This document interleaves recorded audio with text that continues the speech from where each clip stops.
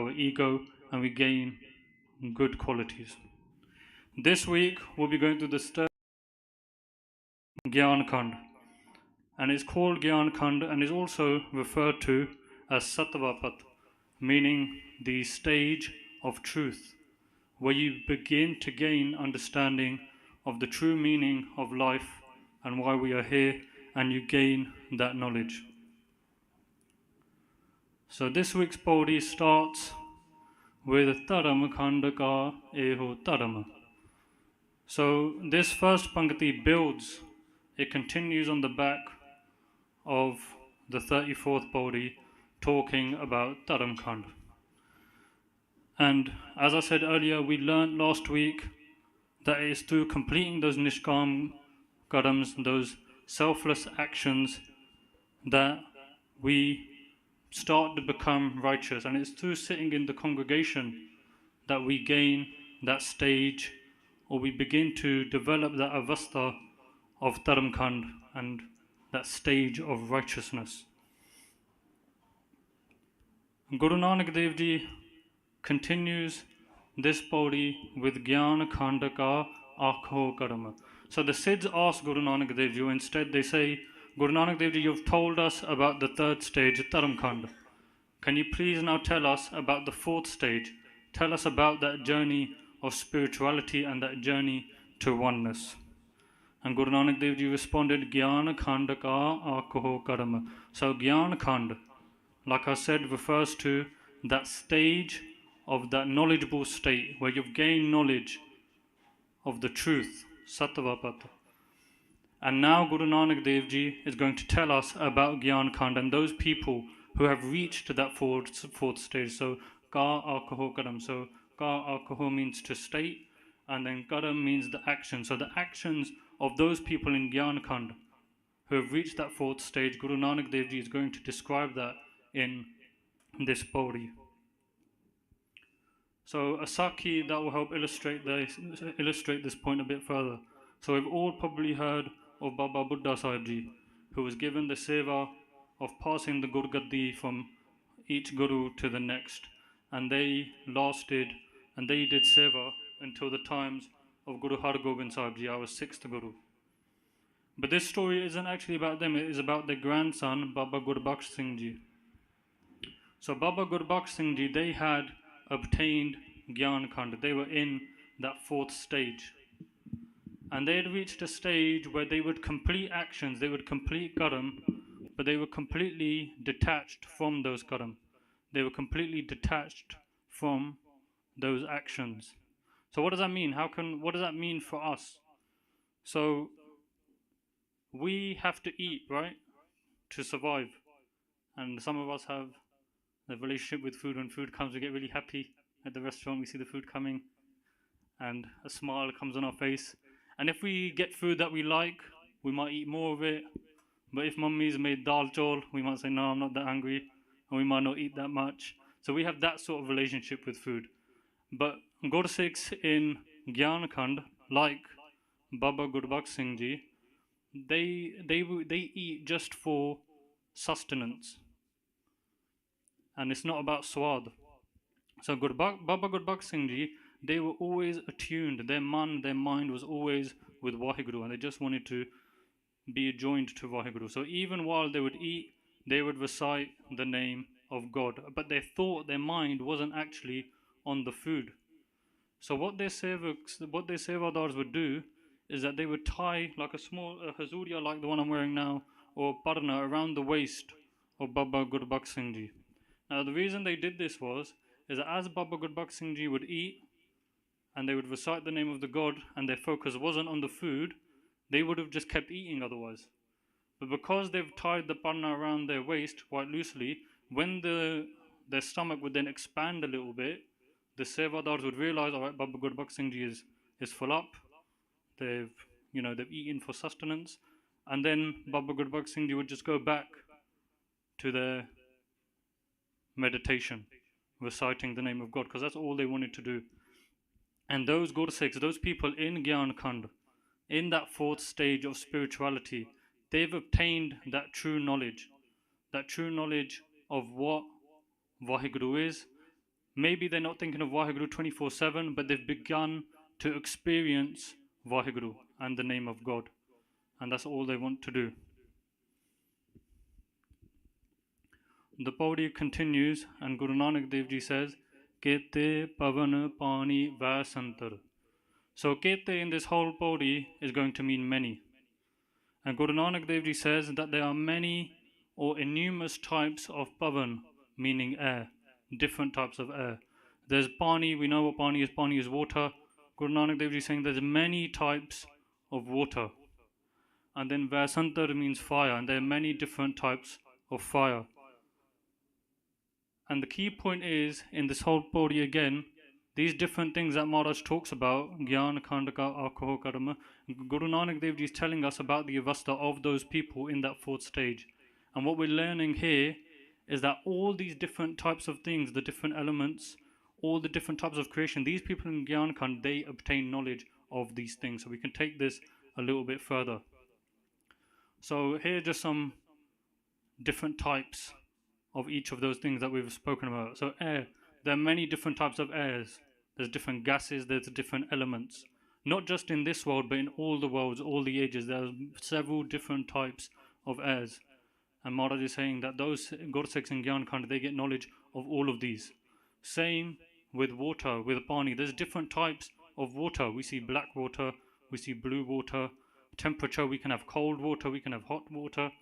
Taste, you can get salty water, you can get sweet water, many different types of water. Speed, you can get fast water, you can slow it down, there can be calm water as well. And then with fire, you can get like the wildfires that we see in certain countries. You can get fire from the tulla when you're, anyone's had a program at their home. Fire from the gas, that's different to fire from wood. You get fire in your stomach, but then also metaphorical fire as well. What about when people say, aglagiya, you get fire in your stomach? Or what about in the translations that Vade Mahaprabhu have done, they've spoken about the fire from the hells as well. So there are all these different types of fire, and what we're learning here is that the Gursik in Gyan Khand, they gain knowledge, hence the term Gyan Khand, they get knowledge of all these different things within creation. Again, we can take this arth further as well. So we heard last week that we heard about the 5 elements that Bibi Simran Kaur taught us about. So air, water and fire are 3 of the 5 elements. So another arth we can take is that those Gursiks in Gyan Khand, 3 of the 5 elements that create creation, meaning they have knowledge of everything that is created. Those people who get to that spiritual level, not just from their physical eyes, but in their spiritual eyes, they can see everything and they learn of everything and they get knowledge of everything that resides within the creation. You can also say that, like we described some of the qualities of the elements, the Gursik who reaches Gyan Khand, they get the qualities of those things. So air, for example, air has the quality, the gun, of being detached. Air is not attached to anything. The Gursik who reaches Gyan Khand, they're detached as well. They're detached from society, the things that society does that we think, oh, I might want to do that. But we're not like sheep. We don't follow the way of the world. We follow the way that the Gursiks, that Guru Nanak Dev Ji, the Gursiks in our Ityas, that they followed, and that is the way that we follow. And we remain detached from society. We remain detached from the Panch Jod and things that most people in the world are attached to. What about water? Water, like I said, can be described as tranquil or cool. The Gursik who reaches Gyan Khand, they also become tranquil and cool. And then Vasantar, fire. Fire can be described as fire glows. And the Gursik who reaches Gyan Khand, they also glow. And the aura that they possess, that also glows. And you might see people who previously weren't in Sikhi, and you might not go on with them, but when they get into Sikhi and maybe they change or they start to get gun that Maharaj has blessed them with, you might think, yeah, I want to be around that person. Their aura, their energy, that also glows. Then Maharaj continues, Kete Kaan Mahes. So Kaan refers to Krishna, one of the demigods that the Hindus would worship. And Mahes refers to Shivji, who we've talked about many times in the course. So Maharaj is saying that there are many types of Krishna as well. telling the Siddhs that you worship Krishna, you worship Shivji, and you believe them to be almighty and all powerful, but there are many Krishnas and there are many Shivjis. And the Gursikh in Gyan Khand, he gets knowledge of all these various different demigods. But WhyGuru, they are above all these different demigods. Guru Nanak Dev Ji continues, Kete Barme Kart Kadiya hai. So Burma or Burme refers to Burma. Kete again means many, and then Karata means to create, and Kariyaha means to create or the process of creating or to fashion something. And Guru Nanak Dev Ji is telling the Siddhs that Burma, again, who you have so much respect for and you worship, but there are many Burme. There are many forms of Burme, of Brahma. And the Siddhs looked in amazement because they weren't even aware of this. And a Sakhi or a teaching that we can learn from is that, so we see here that Brahma has 4 heads. He has 4 faces. But there's a Sakhi, there's a story where Brahma met various other Brahma from the different multiverses or different universes, you can say. So one day, Brahma met an old sage or a rishi who lived for many, many years. And now, even in this day and age, we've been given the teaching that when someone older comes into the room, stand up, meet them, and greet them, right out of a sign of respect. But this rishi, who lived for many years, he had some ego, he had some pride that I've lived for so many years. People who were my contemporaries, people who were the same age as me, they've had to go through the cycle of birth, of life and deaths, and reincarnated many times. I'm still alive, and I've not had to go through that cycle, and I'm of really old age. So he met Brahma, and he thought that Brahma should show him respect. He thought when I enter the room, Brahma should stand up and greet me and respect me. In the same way, Brahma, he thought that this old person, this rishi, he's got to respect me because I'm Brahma. I've been given the duty of creating. I am Brahma. So he has to respect me. So them two met, but neither of them got up. And neither showed any respect or greeted the other one. So in a way, to mata the hankar, so any Marvel fan, you know Doctor Strange, he creates the portal, sends into a different universe or multiverse, yeah? What WhyGuru Ji did was, what Parameshwar done, they created such a strong whirlwind where both the Rishi, the old Rishi, and Brahma, they were sent to another multiverse or universe where there was a Brahma with 8 heads. So if you just take it to mean more heads equals more power, the Brahma with 8 heads thought, hang on, who's this guy? And who's this old guy with him? And he had hankar that, oh, you're Brahma, but you've only got 4 heads. I've got 8 heads, I must be greater than you. So he didn't show him respect, and he actually treated him quite disrespectfully and put him in a dangerous place in this universe. So he had hankar, and he didn't greet either of them respectfully. So what happened then? There was another whirlwind. There was another whirlwind that took the 4-head Brahma, 8-head Brahma, and the old Rishi to another universe where there was a 16-head Brahma. But he did the same thing. He showed hankar and he didn't greet any of them respectfully. And this continued again and again until they met a Brahma with 1,000 heads. But this 1,000-head Brahma, he didn't have ego. He didn't have hankar. He said, I'm so blessed that all you different Brahma have come to meet me. And this old man, the Rishi, you've come to meet me as well. I'm very blessed. And he treated them with respect. And at that point, the whirlwind stopped. They stopped. So the original Brahma, the 4-head Brahma, he realized that I had this hankar, that I'm the only Brahma, and that I've got all this power.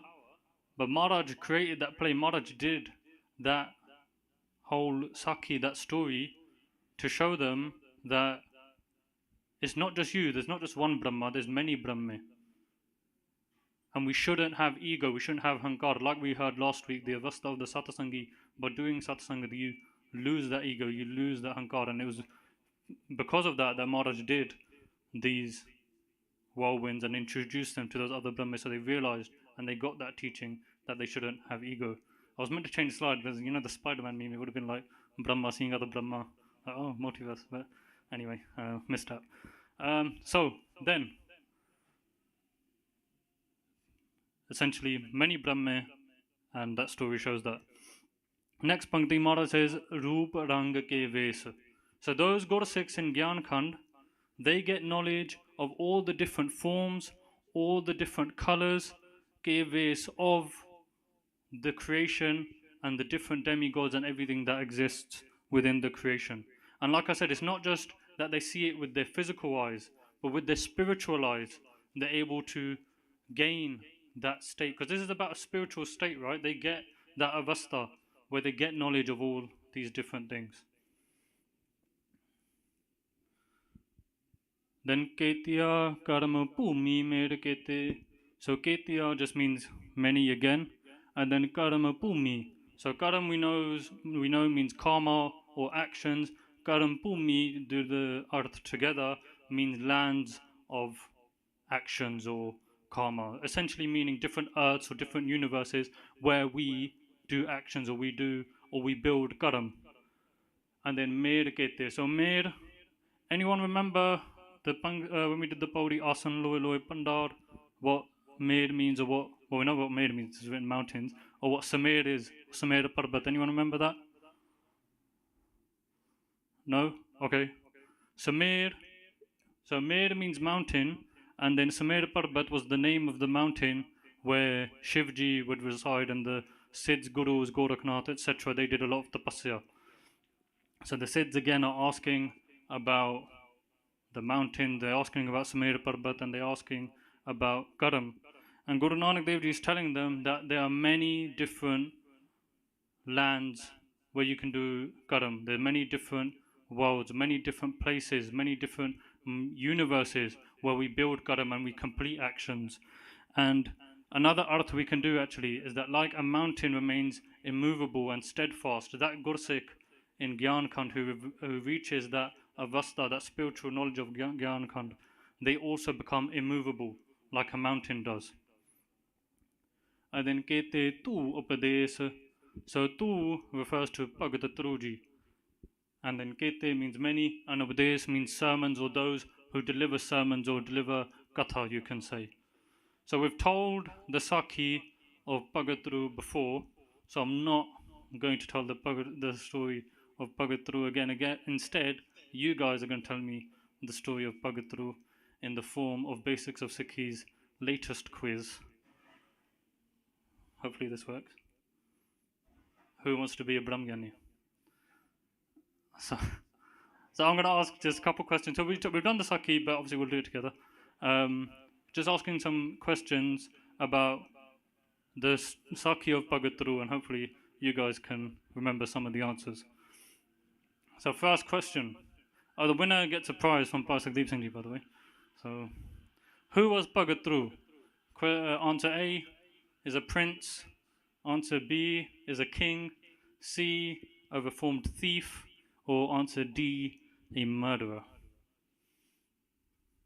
We'll either do show of hands. Should we do show of hands? Let's do show of hands. All right. Who is going for A? Bhagatru was a prince. All right, we've got a few hands. I'd say 3, 4. A king. Bhagatru was a king. No hands. Right. A reformed thief. All right, we've got 3 hands. Oh, a few hands actually. I think a reformed thief is winning. A murderer. We're getting a lot of apathy here, not a lot of voter participation. But right.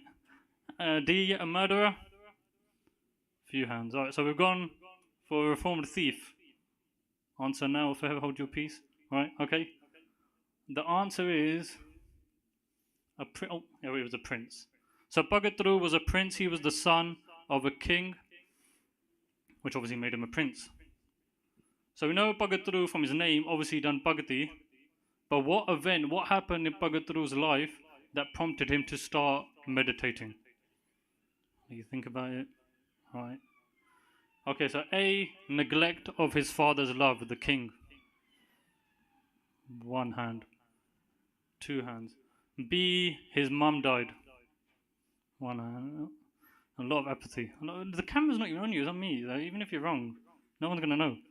Okay, C, he listened to Katha. Oh, a lot of hands. Alright, okay, nice. And D, he had a spiritual experience. Alright, okay, you're gone for D. The answer is neglect of father's love. So Pagatru, for those who don't remember or weren't here, so it's obviously not fair for some of you weren't here for the story, but Pagatru event happened in his life. So he was obviously the son of the king, but the king had two wives. Obviously Pagatru's mother, but then he had another wife, a second wife, a younger wife, who was Pagatru's stepmother.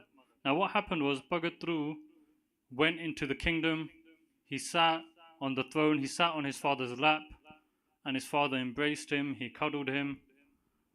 But the stepmother of Pagatru chased him out of the kingdom, scolded him, and said to him, "If you ever want to sit on the lap of your father again, you should have come from my womb."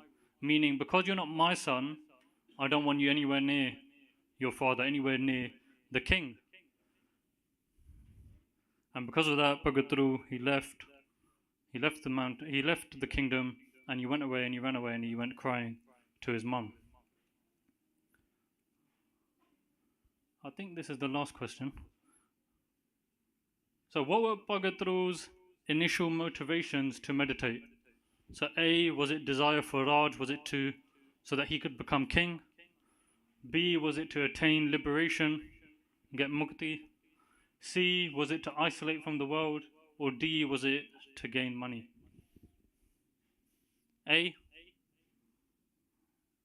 Right, A, okay, a few hands. B, attain liberation? I think that's joint maybe, yeah, joint. C, isolate from the world? Oh no, yeah, isolate the world's the winner. And gain money? No, no one thought he was Lalji. Alright. Yeah, so the answer is, I'm clicking it, just takes a while. Desire for Raj.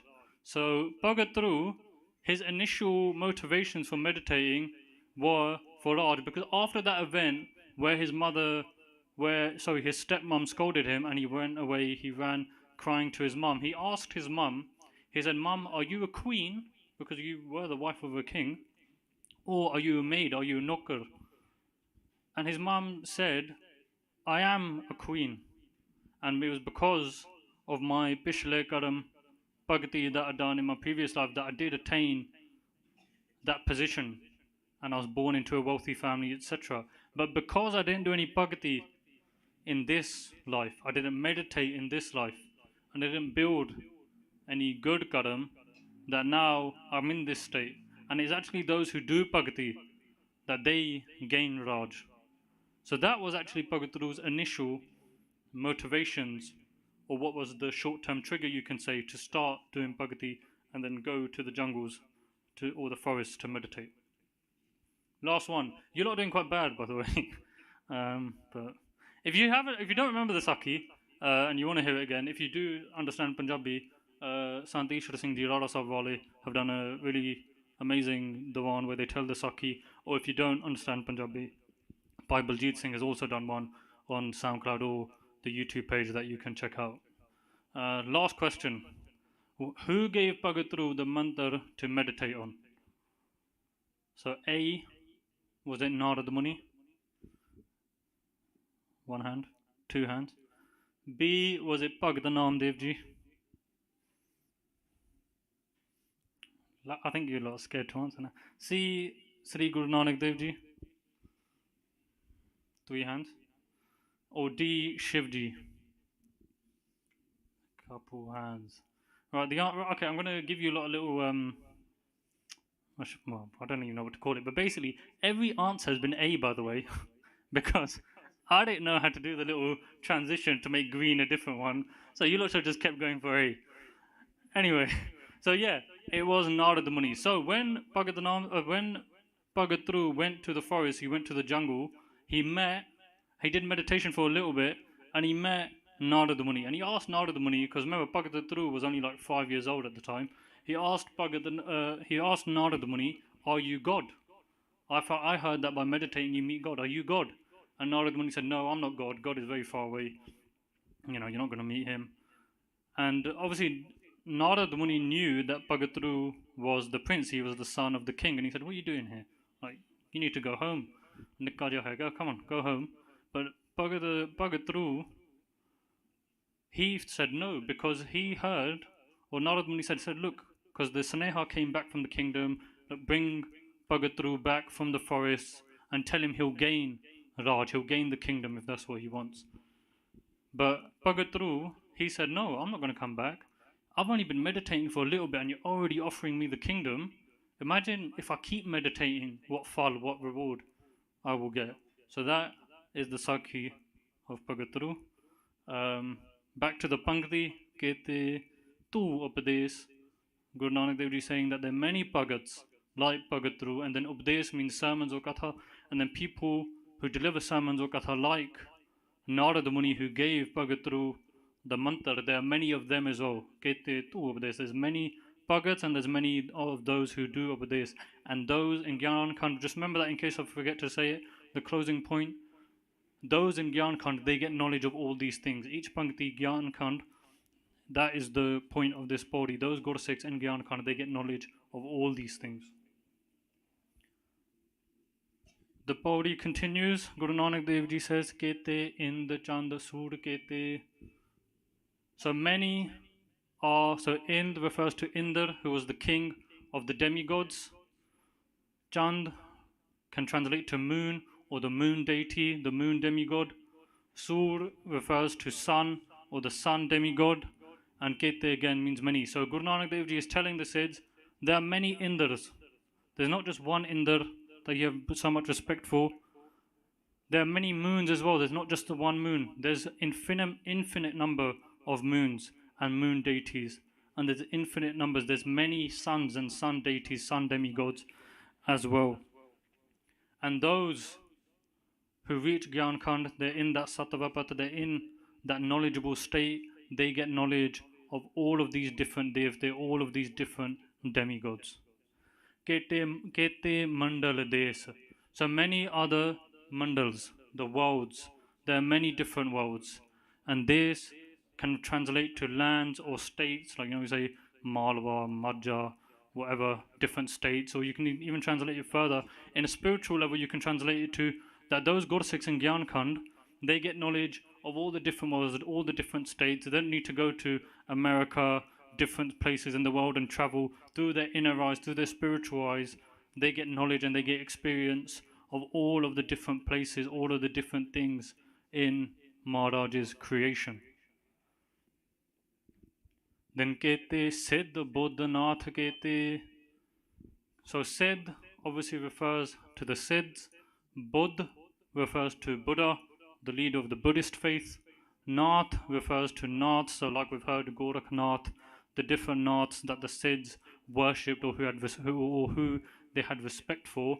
There are many of them. Guru Nanak Dev Ji is telling them, and they're telling the Siddhs and giving them the teaching that those in Gyan Khand, they get knowledge of all the different Siddhs, all the different.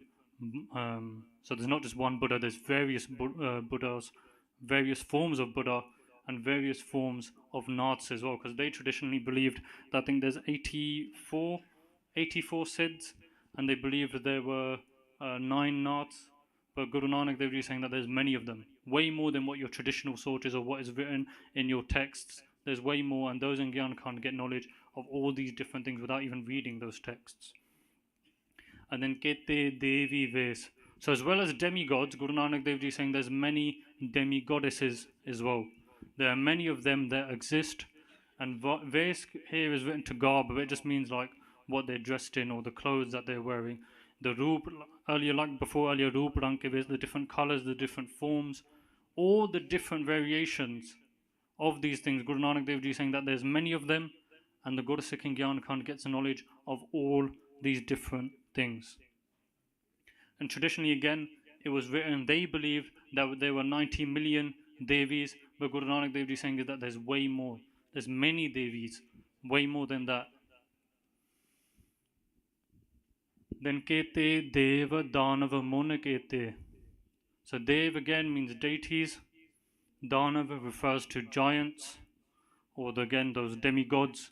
Mun refers to munis, and then Kete means many again. So Guru Nanak Dev Ji is saying there are many devs, many Danavs. And then Mun refers to silent sages. So they thought there were 9 munis, Vashist Muni being one of them, and there are 8 more whose names I don't remember. But Guru Nanak Dev Ji is saying there's not just 9, there's many of them. Not just what's written in your text, there's many more, way, way more. And then Kete Ratana Samand. So Ratan refers to jewels, we've heard Ratan earlier in Sri Japji Sahib, and then Samand refers to oceans. So there are many different oceans. We know there's many oceans, there's many different types of oceans. Then Ratan, there's different jewels that exist, many jewels. And in Ratan Samund, there's many different oceans that contain jewels as well. And the Gursikh in Gyan Khand, he realizes all of these. He gets knowledge of all of these, and they go even beyond that. Then Ketia Khani, Ketia Bani. So Ketia Khani. So Ketia again means many. Khani means the methods of creation. So traditionally, or what is known to be the case, is that there are 4 different methods of creation.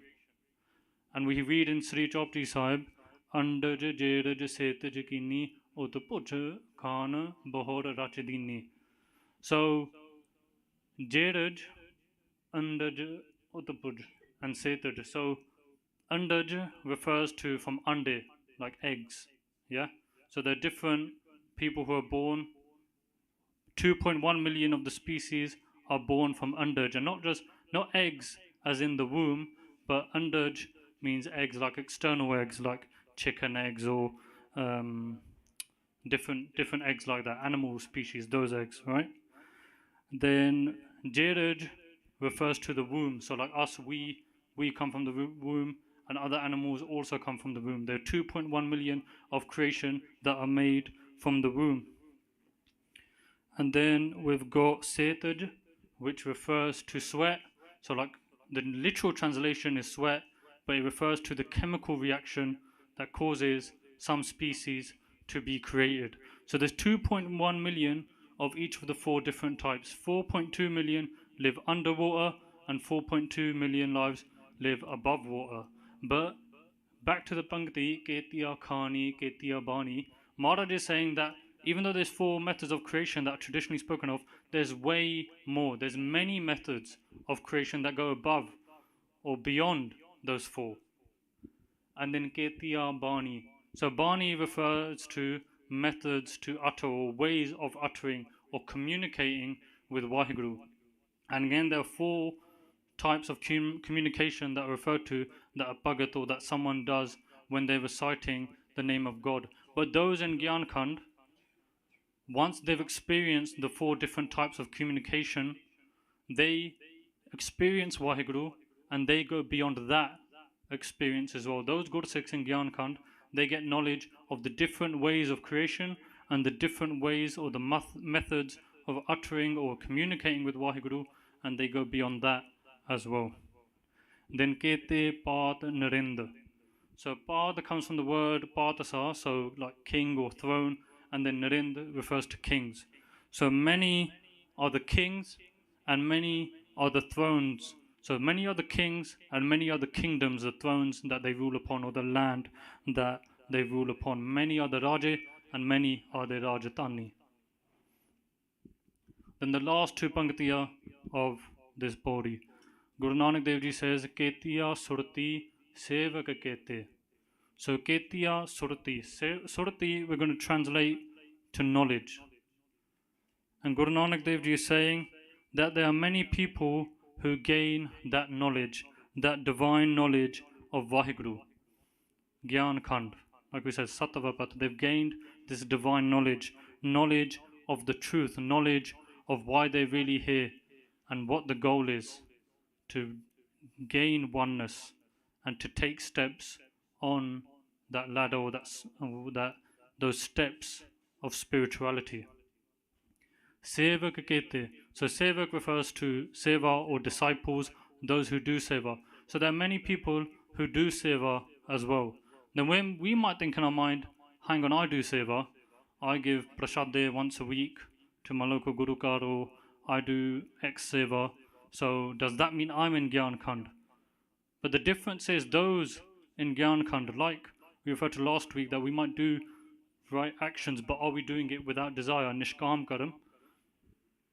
The same nuance is said here as well, that it's not just about doing seva. Are you doing seva with your tan, man, and tan?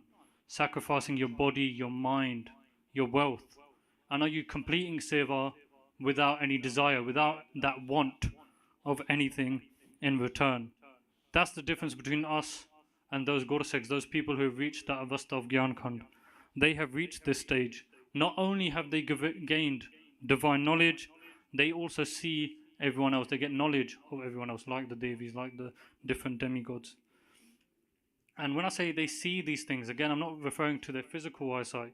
It's that spiritual eyesight where they're able to gain that experience and gain that knowledge in Gyan Khand of everything within the creation. And then Guru Nanak Dev Ji ends the Pahuri with Nanak Ant Na Ant.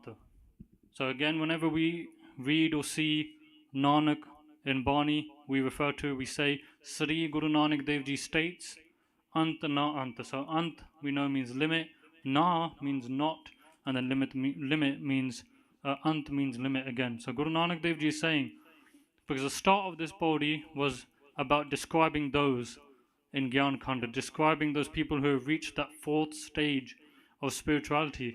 And Guru Nanak Dev Ji is giving the Siddhs the teaching that those, Guru Nanak Dev Ji states, Anta na Anta, those, the first Anta meaning limit or trying to find the limit, those who try to find the limit of those in Gyan Khand, or the actions of those in Gyan Khand, or the spiritual state of those in Gyan Khand, they won't be able to find that limit. Anta na Anta, limit.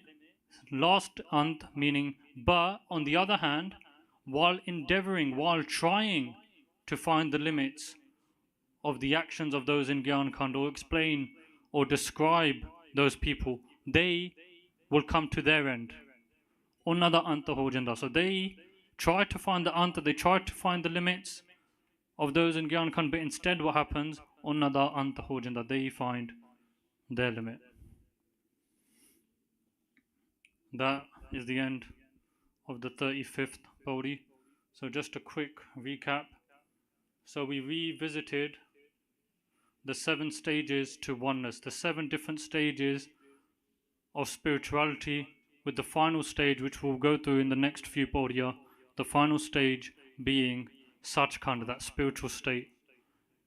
And we've gone through now the first 4, and then in the next weeks we'll go through the last 3 and then Sachkhand.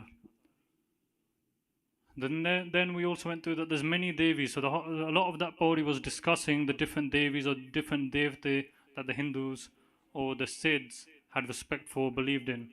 And we saw that there were many different variations, and like that Sakya of Brahma, there wasn't just the one 4-headed Brahma.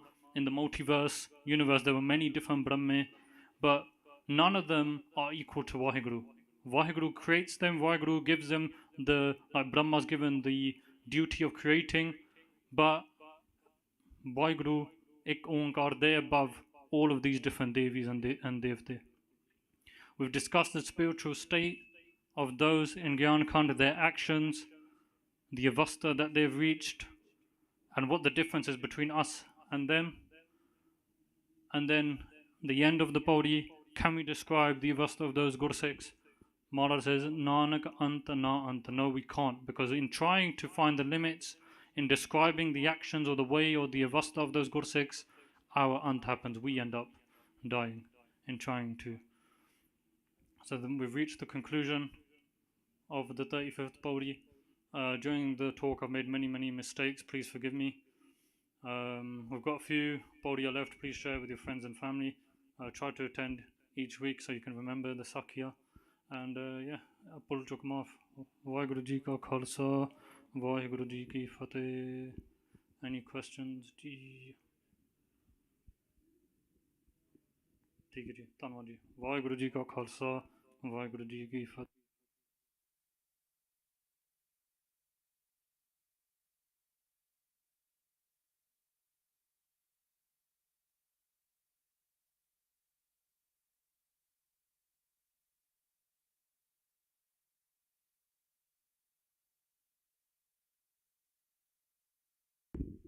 WhyGuru Ji Ka Khalsa, WhyGuru Ji Ki Fateh. Thank you, Ravi Singh Ji, for that talk. Really cool. I was trying to find that Sakh as well, if you weeks ago, on a Brahma as well. So smashed it. Please page there, send it to me as well. If it's in Arth Bandar, then it should be fine. But thank you so much. That was very nice. We'll finish off here with just Salok, Shorty Ardas, Fira Hukunam Sadan Sukhas in the Seva. So if you will please stay as well for the rest of what's happened in the Bar Sahib, and then we'll go with Guru Sahib Ji Sachkhand as well. ठीक है जी वाहिगुरू जी का खालसा